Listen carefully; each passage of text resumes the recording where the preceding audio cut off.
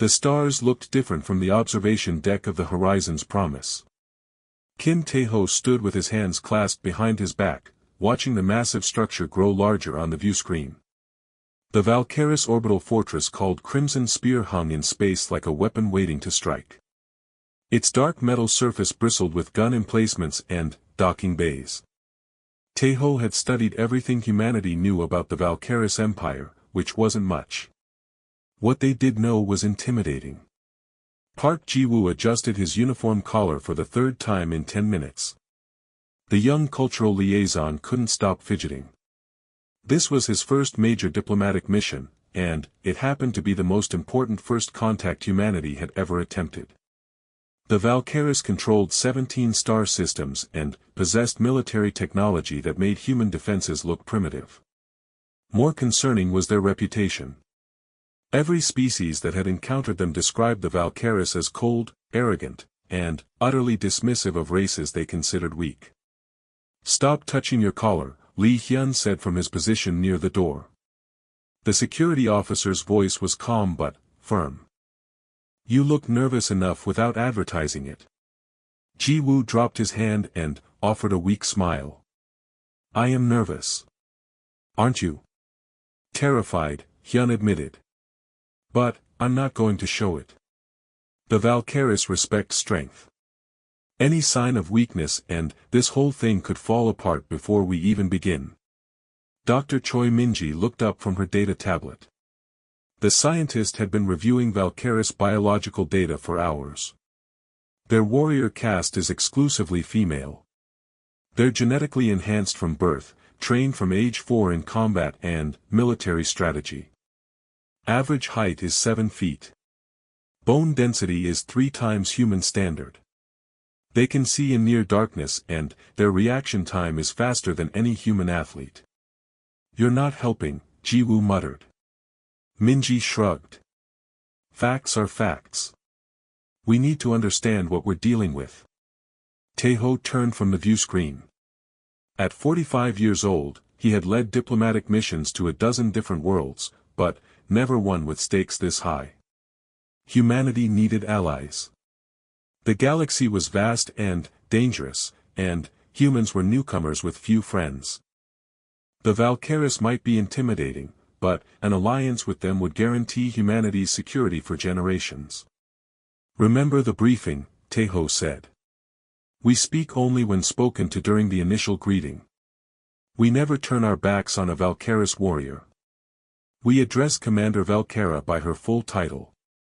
And, most importantly, we offer no signs of aggression or disrespect." The ship's communication system crackled. "Ambassador, we've been cleared for docking. The Valkyris are sending an escort to the airlock." Tae-ho straightened his jacket. "This is it. Everyone ready?" They gathered their materials and made their way to the airlock. The corridor felt longer than usual. Ji-woo's heartbeat pounded in his ears. Hyun walked with measured steps, his hand never far from the ceremonial blade at his hip. It wasn't a real weapon, just a symbol of his role as protector, but the Valkyris would understand the gesture. The airlock opened with a hiss. Beyond it stood 4 Valkyris warriors in full armor. The humans had seen images, of course, but nothing prepared them for the reality. These warriors were massive, their armor black and scarred from countless battles. Their faces were marked with red and white paint in intricate patterns. Each carried weapons that hummed with barely contained energy. The lead warrior stepped forward. Her eyes swept over the human delegation with cold assessment. "I am squad leader Rinsava. You will follow. Do not speak. Do not touch anything. Do not fall behind." Her voice was deep and carried absolute authority. Without waiting for acknowledgement, she turned and began walking. The other warriors took positions around the humans, boxing them in. There was no hostility in the formation, but the message was clear. The humans were here on sufferance. They walked through corridors that seemed designed to intimidate. Weapons lined the walls, each one marked with symbols the translators couldn't interpret. Display cases held what appeared to be trophies from defeated enemies. Some looked like they came from species humanity had never encountered. Others were disturbing enough that Ji-woo looked away. Eyes forward, one of the warriors barked when Ji-woo's gaze wandered. The procession felt endless. Finally, they reached a massive door that split open at their approach. Beyond lay a command chamber that took Ji-woo's breath away. The room was circular, with a high ceiling lost in shadows. Tactical displays covered the walls, showing star maps and fleet positions. At the center, on a raised platform, stood Commander Velkara. She was even more imposing than her warriors. Her armor was more elaborate, marked with golden accents that caught the light. Scars crossed her exposed arms, each one probably representing a battle won. Her face paint was more intricate than the others, swirling patterns that seemed to tell a story. Dark eyes studied the humans with an intensity that made Ji-woo want to step back. Beside Velkara stood another warrior, slightly shorter but no less intimidating. "I am Captain Thelnara, second in command of this station. You stand before Commander Velkara, Shield of the Empire, Breaker of the Kentari Fleet, holder of 17 combat honors. State your purpose." Taeho stepped forward and bowed, exactly as protocol demanded. "Commander, I am Ambassador Kim Taeho, representing the United Nations of Earth. We come seeking dialogue and mutual understanding between our peoples." Velkara's expression didn't change. "Humanity. We have heard of you. A young race, barely beyond your home system. Why should the Valkyris Empire waste time on dialogue with children who have just learned to walk among the stars?" The insult was deliberate, a test. Taeho kept his composure. "Because every great empire was once young, Commander. Because wisdom sometimes comes from unexpected places. Because we believe that strength and honor, which the Valkyris clearly possess, are enhanced when combined with new perspectives." "Pretty words," Thelnara said. "But, what do you offer besides philosophy?" Minji stepped forward, her nervousness replaced by professional focus. "We offer scientific exchange. Humanity has made breakthroughs in medical technology, sustainable energy, and biological research. We seek not to claim superiority, but to share knowledge." Velkara descended from her platform, her boots striking the floor with heavy thuds. She circled the human delegation like a predator. "Medical technology. Energy. Biology. We have these things. We have conquered systems and bent lesser races to our will. What makes you think your science interests us?" The tension in the room was suffocating. Ji-woo could see sweat forming on Taeho's forehead despite the cool temperature. The ambassador opened his mouth to respond, but Velkara cut him off. "You waste our time. The Valkyris Empire has no need of weak allies who bring nothing of value. This audience is concluded." She turned her back on them, the ultimate dismissal. The warriors moved to escort the humans out. Taeho looked stricken. Hours of preparation, months of planning, and it was ending before it truly began. Ji-woo felt panic rising. This couldn't be how humanity's best chance at a powerful alliance ended. "Commander, please," Taeho said, his voice carrying a note of desperation that made Hyun wince. "Give us a chance to prove ourselves worthy of your time." Velkara paused but didn't turn around. "Leave now, or be removed." The warriors' hands moved to their weapons. The message was clear. The humans had failed, the walk back to the airlock felt like a death march. Taeho's shoulders sagged with defeat. Hyun's jaw was clenched so tight that Ji-woo worried he might crack a tooth. Minji kept her eyes on her tablet, but she wasn't reading anything. The Valkyris warriors escorted them in silence, their expressions showing nothing that might be interpreted as sympathy or satisfaction. Ji-woo's mind raced. Months of preparation destroyed in minutes. Humanity's best chance at a powerful alliance gone because they had nothing the Valkyris wanted. The young liaison had spent countless hours studying Valkyra's culture, learning their customs, memorizing their history. All of it useless. They had approached this like a standard diplomatic negotiation, but the Valkyris didn't negotiate like anyone else. As they walked, Ji-woo found himself looking at their escorts more carefully. The warrior to his left had paint patterns that seemed different from the others. Swirls and dots that reminded him of ancient Korean art. The warrior behind him had her hair braided in an elaborate pattern that must have taken hours to create. These details seemed strange for people who supposedly cared only about war and conquest. They stopped at an intersection while one of the warriors checked something on a wrist display. Ji-woo noticed a small sculpture in a wall alcove. It depicted a warrior in mid-strike, but the craftsmanship was remarkable.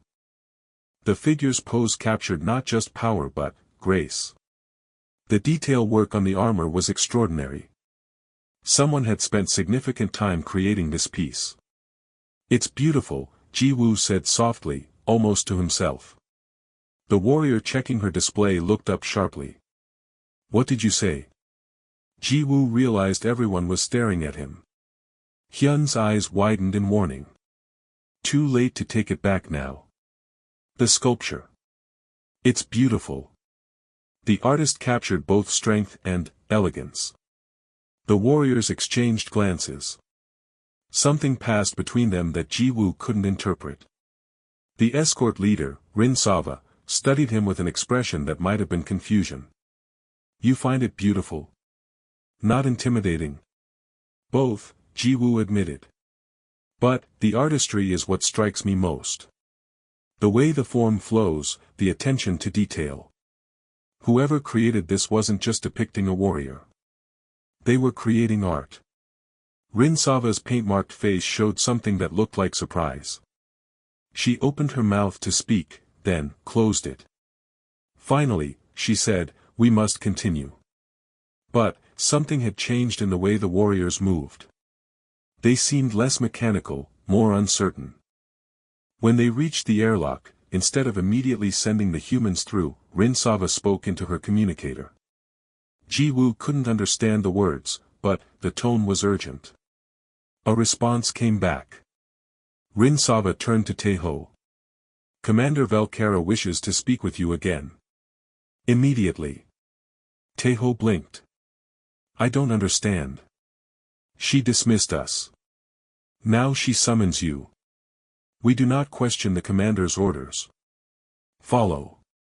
They retraced their steps through the corridors. This time, the warriors seemed different. They kept glancing at Ji-woo when they thought he wasn't looking. The young liaison had no idea what he'd done, but something fundamental had shifted. The command chamber doors opened again. Valkyra stood in the same position, but her posture was different. Tense. Uncertain. Captain Thelnara stood beside her, and two other warriors Ji-woo hadn't seen before flanked the platform. The room had been cleared of other personnel. Valkyra descended from her platform and walked directly to Ji-woo. The young man fought the urge to step back. Up close, the commander was even more intimidating. She stood at least 2 feet taller than him, and her presence was overwhelming. "You admired the sculpture in the corridor," Valkyra said. It wasn't a question. "Yes, Commander. It was remarkable work. You called my warriors beautiful." Ji-woo's heart skipped. Had he said that? He tried to remember his exact words. "I said the sculpture was beautiful. The artistry was beautiful. But, yes, I suppose I meant the warrior depicted was also beautiful. Beauty and strength aren't opposites." Valkyra's expression was completely unreadable. The silence stretched until Ji-woo wanted to scream. Finally, the commander spoke, and her voice carried a strange quality he hadn't heard before. Almost vulnerable. "Look at us," she said, gesturing to herself and the other warriors. "Tell me what you see." Ji-woo looked at Tae-ho, who nodded slightly. The young liaison turned his attention to the warriors. Really looked at them. Beyond the intimidating size and the weapons and the scars. I see incredibly skilled fighters, he began carefully. But, I also see the artistry in your armor decorations. The care taken with your face paint, each pattern unique and meaningful. The elaborate braiding of hair that serves no tactical purpose but shows personal expression. I see people who value beauty enough to incorporate it into every aspect of their lives, even in preparation for battle. Thelnara made a sound that might have been a gasp. One of the other warriors, a tall woman with silver accents on her armor, took a step forward. "You find us beautiful?" the silver-armored warrior asked. "Not terrifying. Not monstrous." The word monstrous hit Jiwoo like a physical blow. These incredible warriors thought of themselves as monsters. "No," he said firmly. "I find you remarkable. Your presence is certainly powerful, but there's grace in how you move. Artistry in your traditions. You're warriors, yes, but you're also clearly so much more than that." Velkara turned away, but not before Jiwoo saw something shocking on her face. Emotion. Raw and unguarded. When she turned back, her expression was controlled again, but her eyes were different. "Corthana," she said to the silver-armored warrior. "Seal this room. What we discuss now goes no further." The warrior moved to the control panel. The massive doors closed with a deep boom. Velkara gestured to a side chamber. "Come. All of you. It is time you learned something no outsider has ever been told." They entered a smaller room that seemed more personal. The walls held more sculptures and paintings. Delicate work that seemed at odds with the military installation around them. Velkara removed her helmet, and Jiwoo saw her face fully for the first time. Despite the scars and the stern expression, she was striking. "For generations," Velkara began, "the Valkyris warrior caste has served the Empire. We are bred for combat from birth. Enhanced genetically. Trained from childhood to be perfect weapons. We have conquered systems and brought glory to our people." She paused, her hands clenching. "But, we are only valued for our ability to kill. Our own people respect us but keep distance. Other species see us and feel only fear. We are monsters wearing the face of civilization. Tools to be used and put away when the fighting is done." Thelnara stepped forward. "We create art in secret. We write poetry we never share. We have thoughts and feelings beyond battle strategy, but we hide them.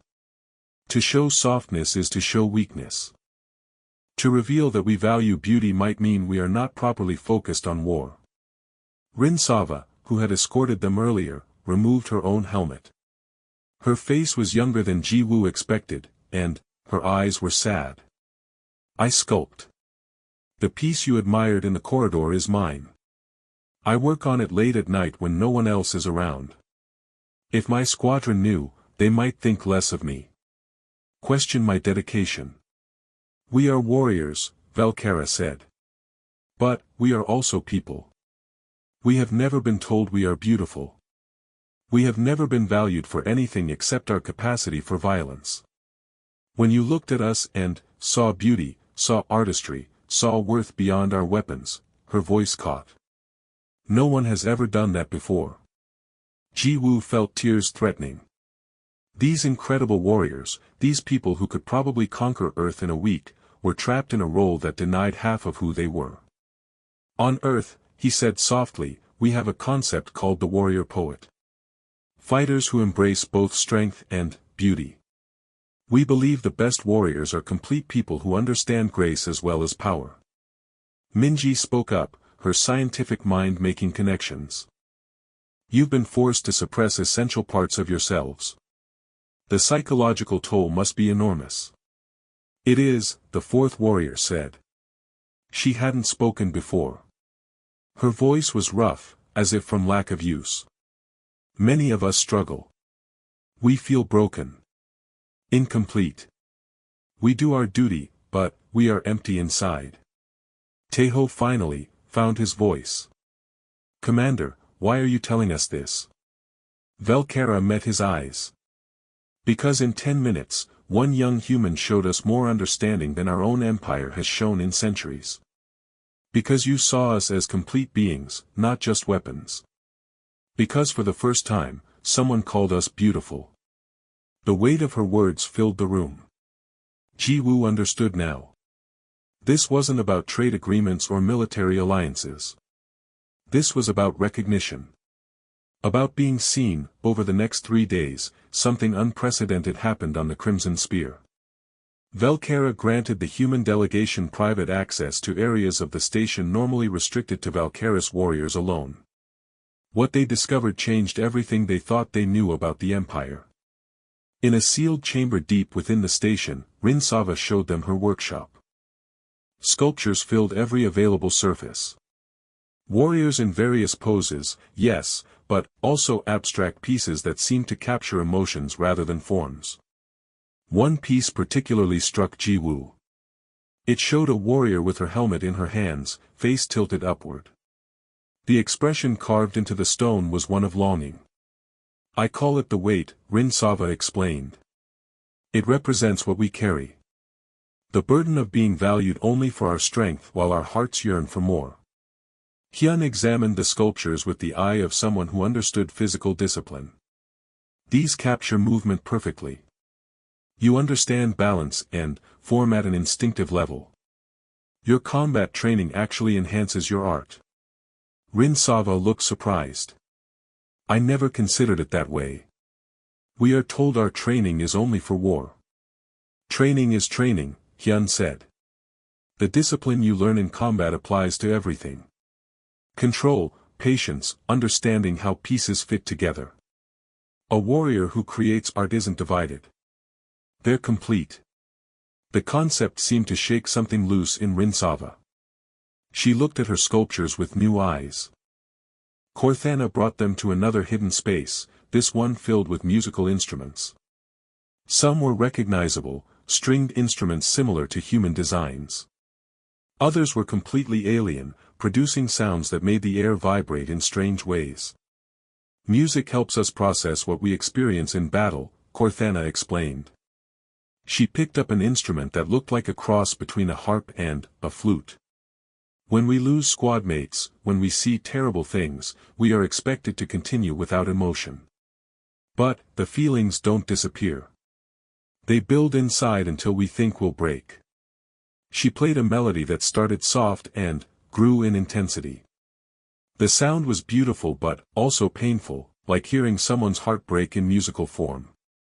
When she finished, there were tears on her face. That piece is called Fallen Sisters. I composed it after a battle where half my squadron died. I played it alone in my quarters for 3 months before I had the courage to play it for anyone else. Even then, only 2 other warriors heard it. We were afraid. Afraid that showing this much feeling meant we were weak. Minji wiped her own eyes. That's not weakness. That's being human. Well, being a person. Acknowledging loss, processing grief through art, that's healthy. Necessary. Suppressing it is what causes real damage. Felnara took them to a library that shouldn't exist. Rows of data crystals held poetry, stories, and personal journals written by warriors over generations.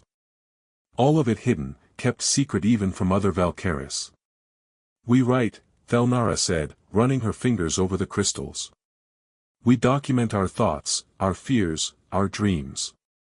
But, we share nothing. Each warrior believes she alone feels these things.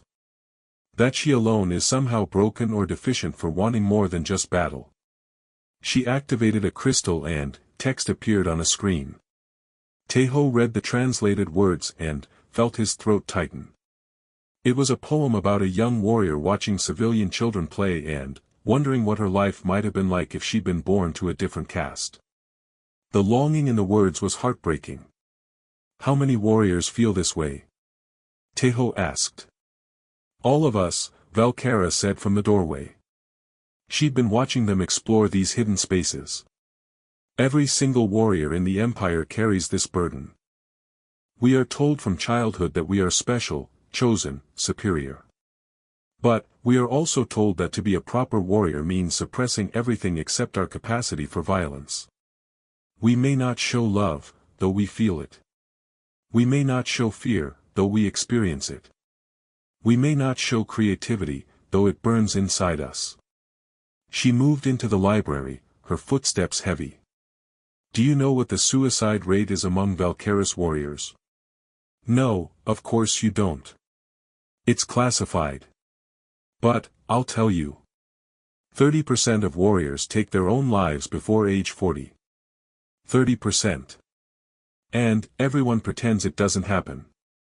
They call it training accidents or battle casualties. Anything but, admit that we're breaking under the weight of being incomplete people. The number hung in the air like a weapon. Ji-woo felt sick. Commander, that's terrible. Your people must know. They must see the cost. They know, Valkyra said bitterly. But, warriors are valuable. We win wars. We expand the empire. We protect civilians who want to live peaceful lives creating and, trading and, raising families. Our suffering is acceptable as long as we continue to function. As long as we keep winning battles. The civilian caste sees us as necessary monsters, Thalnara added. They appreciate what we do but don't want to acknowledge that we're people. It's easier to think of us as different, as naturally suited for violence. If they saw us as complete people, they'd have to feel guilty about what they've done to us. Hyun spoke up, his voice rough with anger. On Earth, we learned this lesson the hard way. Soldiers who come home from war and, are told to just move on, to be normal again without processing what they've experienced. We lost countless people before we understood that warriors need support, need acknowledgement of their full humanity. This, he gestured around the library, this is the same mistake on a civilizational scale. Minji was taking notes on her tablet. From a psychological standpoint, you're creating people with extraordinary capabilities but denying them essential aspects of personhood. Identity formation requires integration of all aspects of self. When you force people to split themselves, to hide half of who they are, you create internal conflict that can't be sustained indefinitely. We know, Corthana said quietly. We've always known something was wrong. But, we had no language for it. No framework to understand what was being done to us. We thought the problem was us, that we were somehow flawed warriors for wanting more than just battle. Valkyra sat down heavily, and, for the first time, she looked tired. Not physically exhausted, but, soul-weary. When your diplomat called us beautiful, when he saw artistry in our traditions, it was like a door opening in a dark room. For just a moment, I could see another way to exist. A way where we could be warriors and, artists. Strong and, beautiful. Complete people instead of useful tools. Taeho pulled up a chair across from her. Commander, humanity would be honored to help. We have therapists who specialize in warrior psychology. Artists who work with military veterans. We could share our approaches, our understanding. Not to fix you, because you're not broken. But, to help you reclaim the parts of yourselves that were taken. It's not that simple, Valkyra said. The Empire's power structure depends on warriors staying in their designated role. If we start demanding to be treated as complete people, if we start openly creating art and, expressing emotions and, being acknowledged as more than weapons, it threatens everything. Who does it threaten? Ji-woo asked. The civilian leadership? Yes.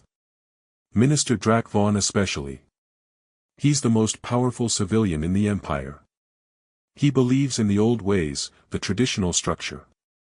Warriors in their place, civilians in theirs. He's already suspicious of why I granted you extended access to the station. If he knew we were sharing this with outsiders, she paused. It would be seen as a betrayal. Warriors questioning their role is dangerous to those who benefit from our suffering.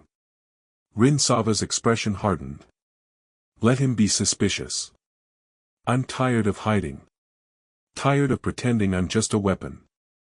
If the humans can see us as complete people, why can't our own empire? Because the empire was built on our compliance, Thelnara said. Because acknowledging our full personhood means acknowledging centuries of abuse. It's easier to maintain the fiction. Valkera stood and walked to the window. Outside, the void of space stretched endlessly.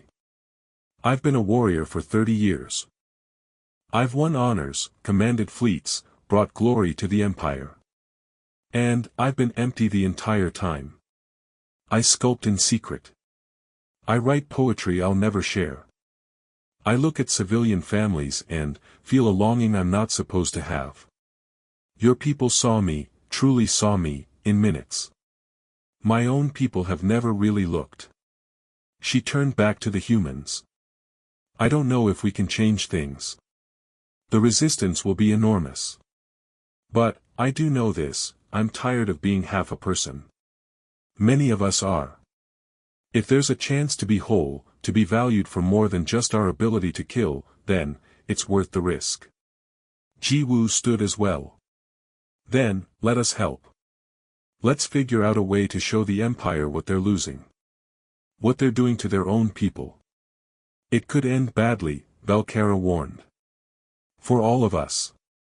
Some things are worth the risk, Taeho said. The cultural exchange began quietly. Ji-Woo brought up human art files from the Horizon's Promise database. He showed the Valkyris warriors everything from ancient paintings to modern digital art. But, what captured their attention most were depictions of human warriors throughout history. Samurai in elaborate armor decorated with clan symbols. Knights with heraldry that told family stories. Native American warriors with face paint that held spiritual meaning. Vikings with intricate metalwork. Every warrior culture on Earth had combined strength with artistry. You see. Ji-Woo explained, pulling up an image of a samurai in full ceremonial dress. The most respected warriors in human history were often the most cultured. They wrote poetry, practiced calligraphy, studied philosophy. Being complete people made them better warriors, not worse. Corthana studied the images intently. We were told this was impossible. That focusing on anything except combat would make us weak. It's a lie, Hyun said bluntly. I've trained in martial arts since childhood. My masters taught me that understanding beauty, creating art, studying philosophy, all of this enhances combat ability. You fight better when you understand what you're fighting for. When you know there's more to life than just violence. He demonstrated some forms, showing how martial arts could be both deadly and graceful. The Valkyris warriors watched with fascination. They recognized the efficiency of movement but had never considered it could also be beautiful. Minji shared research on warrior psychology. Studies showing that soldiers who engaged in creative activities had better mental health outcomes. Data proving that acknowledging emotions made fighters more effective, not less. Science supporting what the Valkyris had been denied. In return, the warriors began sharing their own hidden culture more openly. Rin-Sava brought out sculptures she'd never shown anyone. Corthana played music that made the humans weep. Thelnara read poetry that was both fierce and tender. Other warriors, hearing what was happening, began cautiously appearing with their own secret creations. The station's training room became an unexpected gathering place. Warriors would practice combat forms, then transition into artistic expression. Hyun worked with them to show how the same principles applied to both. Control, balance, rhythm, precision, all present in fighting and in art. But, not everyone was happy with these developments. Minister Drak Vaughn arrived on the station 3 days into the exchange. He was a tall Valkyris civilian with cold eyes and an expression of permanent disapproval. He moved through the corridors with an entourage of officials, inspecting everything. Commander Valkera, he said when they met in the command chamber. I've received concerning reports about your activities with the human delegation.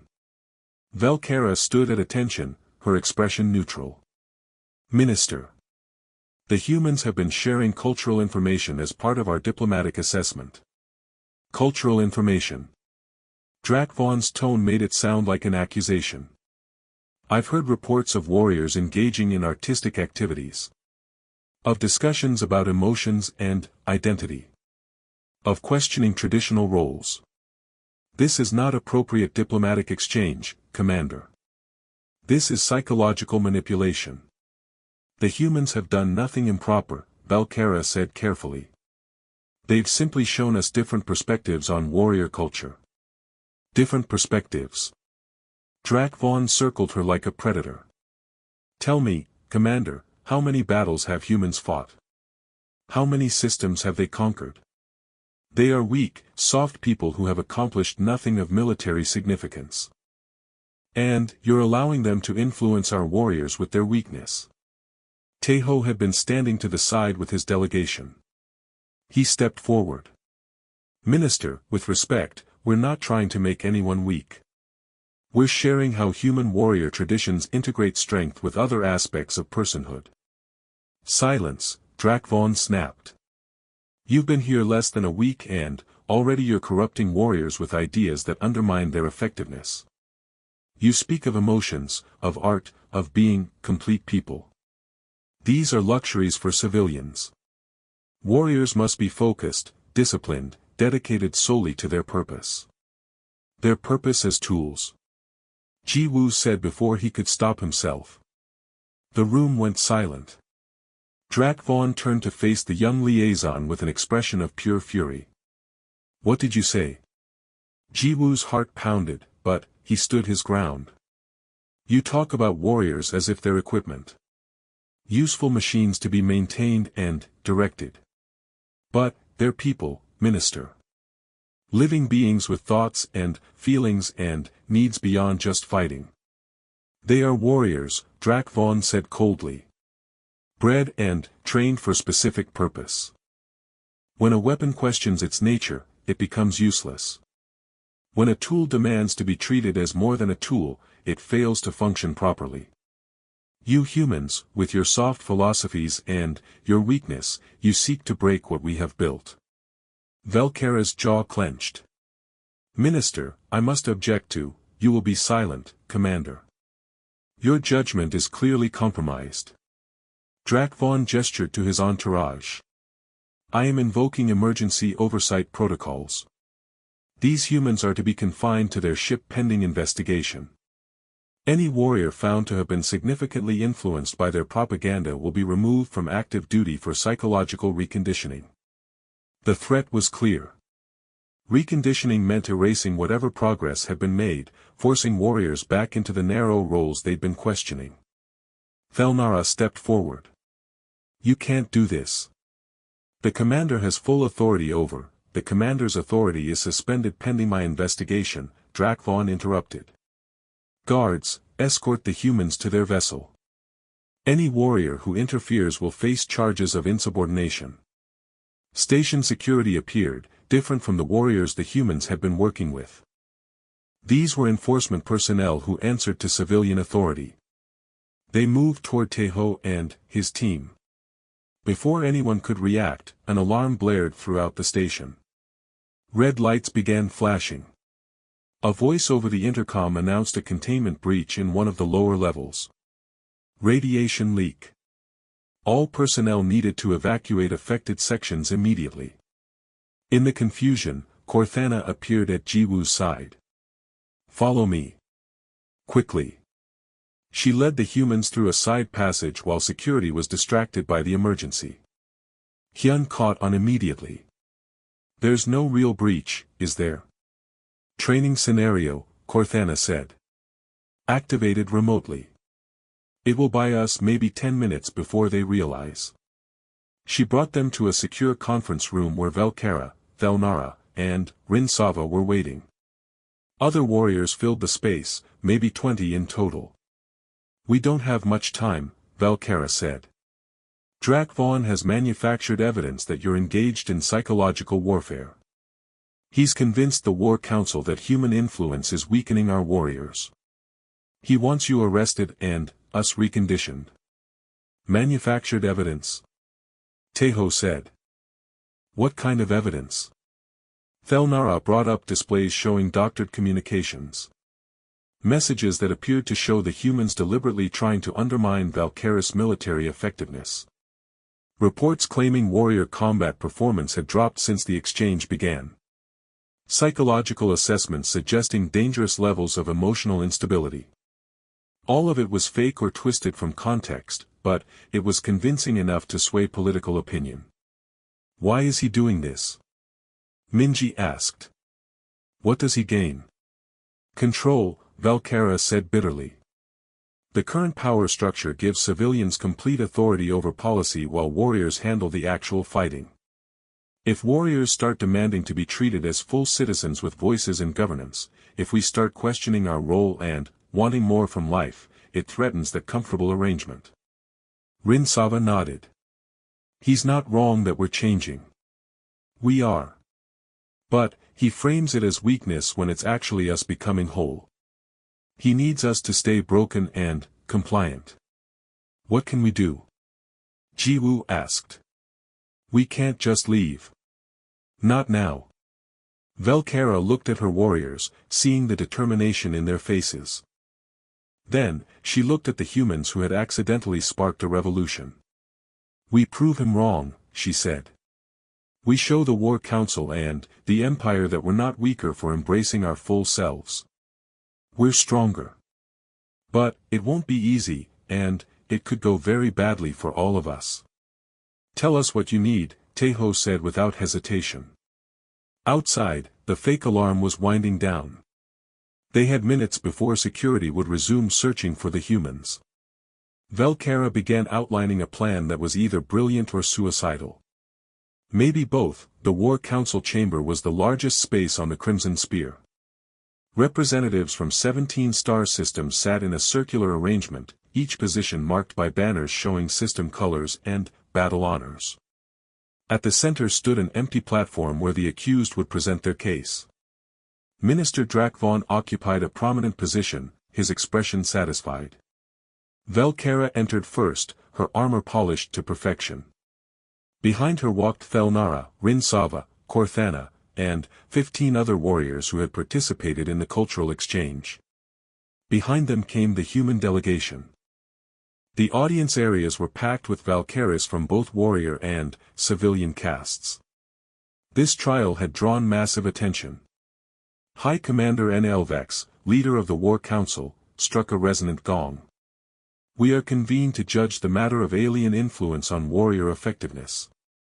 Minister Drakvon has presented evidence of human psychological manipulation designed to weaken our military capability.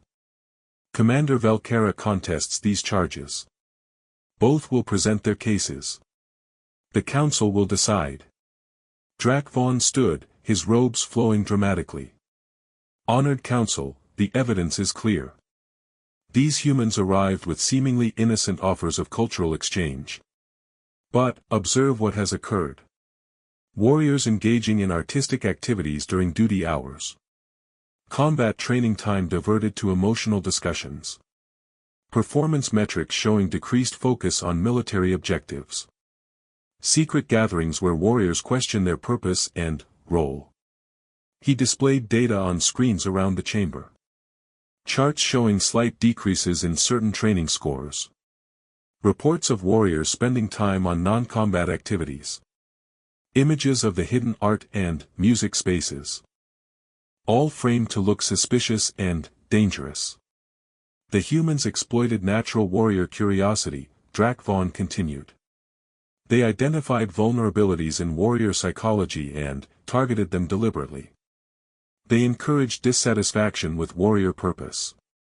They promoted the idea that combat effectiveness could be enhanced by diluting focus with artistic pursuits. This is psychological warfare, subtle but devastating. Murmurs ran through the civilian section. They looked concerned, even frightened. The idea that someone could weaken Valkyris warriors was terrifying to people who depended on them for protection. Worse, Drakvon said, they convinced warriors to reveal classified information about internal warrior culture to outsiders. They accessed restricted areas. They created bonds designed to compromise warrior loyalty to the Empire. If we allow this to continue, we risk corrupting the entire warrior caste with soft human philosophies that value feelings over function. He sat down, looking confident. The case seemed damning. Nalvex gestured to Velcara. "Commander, you may present your response." Velcara stepped onto the platform. She didn't speak immediately. Instead, she removed her helmet and set it aside. Then, to everyone's shock, she began removing pieces of her armor. Not all of it, just enough to expose her arms and shoulders. Scars covered her skin, each one a story of battle. "I have served the Empire for 30 years, she began. "I have fought in 43 major engagements. I have killed 276 enemies in personal combat. I have commanded fleets and led warriors to victory across multiple systems. My service record is available to the Council. It shows dedication, success, and unwavering loyalty." She paused, letting that sink in. "It does not show the 12 times I considered ending my life. It does not show the nights I spent staring at weapons, wondering if my value to the Empire was worth the cost of continuing to exist. It does not show that 30% of warriors my age have already made that choice." Gasps came from the civilian section. Warriors looked down, recognizing truth they'd never spoken aloud. "The humans did not weaken us," Velcara said, her voice growing stronger. "They showed us we were already broken. They revealed damage we've been hiding for generations. And they offered something revolutionary, the possibility of being whole." She gestured to Rinsava, who stepped forward carrying one of her sculptures.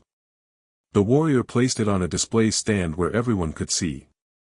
It was the piece called the Weight, showing a warrior with her helmet in her hands, face tilted upward in longing. "I made this," Rinsava said.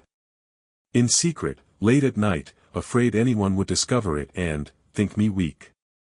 I am not weak. I have 17 combat citations. But, I am also an artist. Denying that part of myself didn't make me a better warrior. It made me empty." Corthana came forward with her instrument. Without explanation, she began playing the piece called Fallen Sisters. The haunting melody filled the chamber. Warriors throughout the audience bowed their heads, many with tears streaming down their faces. Even some civilians looked affected. When the music ended, Corthana spoke. "We mourn our losses. We feel grief. We experience fear and hope and joy and sorrow. Being told to suppress all of this doesn't eliminate the emotions. It just forces us to carry them alone, in silence, until the weight becomes unbearable." Felnara activated a display showing statistics the Council had never seen. Warrior suicide rates by age cohort. Psychological breakdown incidents. Medical leaves for unspecified trauma. The data has always been classified, hidden away so civilians wouldn't have to confront what they ask of us. Look at it now. The numbers were staggering. The true cost of the warrior system laid bare for everyone to see. Civilians in the audience looked shocked, horrified. Some turned away from the displays. "The humans didn't create this damage," Velcara said. "They simply helped us understand it. They showed us that warriors in their culture are honored as complete people. That strength and beauty aren't opposites. That acknowledging emotions makes fighters more effective, not less." Jiwoo stepped forward, his voice carrying clearly despite his nervousness. "On Earth, we learned through painful experience that warriors who suppress their humanity break eventually. We lost countless soldiers before we understood they needed support, needed acknowledgement of their full personhood. Your warriors are suffering the same way, but, on a civilizational scale." Drak Vaughn stood abruptly. "This is exactly the manipulation I warned about. They make you feel victimized, make you question your purpose, weaken your dedication, silence." Nalvex's voice cracked like thunder. The High Commander had been watching everything with an unreadable expression. Now she stood, and everyone fell quiet. Minister Drak Von, you speak of warrior effectiveness. Tell me, what is your combat experience? Drak Von blinked. I am civilian leadership. I do not, none. You have no combat experience. You have never led warriors in battle. You have never faced an enemy. Yet you presume to tell those who have done all these things what makes them effective. Nal Vex's gaze was withering. I am High Commander because I have spent 50 years as a warrior. I have survived when I should have died many times over. And, I will tell you something, Minister. She descended from her position and walked to the display of Rinsava's sculpture. Placed her hand on it gently. I recognize this feeling. This longing. I have felt it every day of my life. I thought I was alone in it. I thought it meant something was wrong with me. Nal Vex looked around at the other warriors present. How many of you have felt this? Stand if you have. Every warrior in the room stood. Every single one. The visual impact was overwhelming. We have been broken for generations, Nal Vex said. Useful, functional, but broken nonetheless. And we have been silent about it because admitting brokenness seemed like admitting weakness. The humans didn't break us. They revealed breaks that were always there. She turned to face the council. I propose something unprecedented. A cultural integration program. Warriors will be permitted, encouraged even, to pursue artistic and creative activities alongside combat training. Psychological support will be provided. The goal is not to make warriors weak but to make them whole. This is dangerous, Drak Von protested. It changes everything, yes, Nal Vex agreed. It changes a system that has been killing 30% of our warriors. A system that makes tools out of people and, then, wonders why they break. I would rather have warriors who create art and live full lives than warriors who win every battle but die inside. The vote, when it came, was not unanimous. Many civilian representatives voted against the changes, afraid of what warrior empowerment might mean. But, enough voted in favor, swayed by the raw honesty of what they'd witnessed. The cultural integration program was approved. Warriors would have protected time for creative pursuits. Psychological support would be mandatory and destigmatized. Slowly, carefully, the Valkyris warrior caste would be allowed to become complete people. After the session ended, Valkyra found the humans preparing to finally depart for their ship. You've started something that will take generations to fully realize. There will be resistance. Many don't want change. But, it started, Taeho said. That's what matters. Valkyra looked at Jiwoo. You complimented us. Such a simple thing.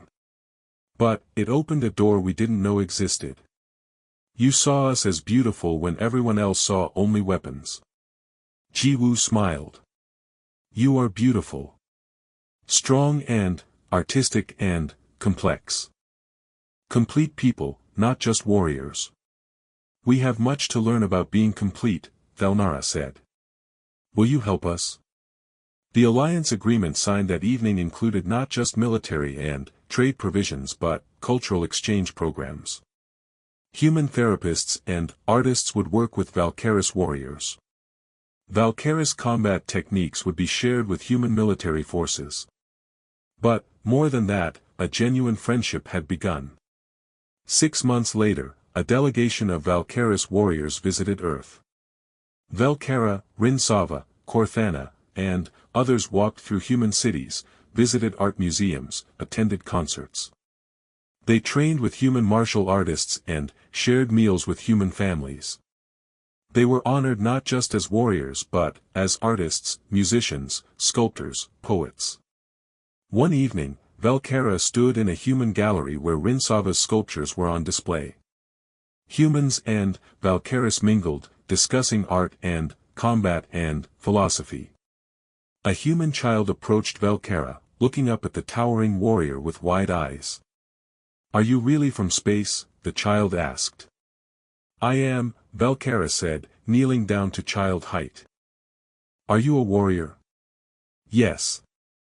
"Are you scared?" The question caught Velkara off guard. She thought about lying, giving the brave answer a warrior should give. But, then, she remembered everything that had changed. "Sometimes. But, that's okay. Being scared doesn't make me weak. It makes me careful. Smart." The child considered this. "My dad says you're beautiful." Velkara smiled, something she did much more easily now. "Thank you. That means more than you know."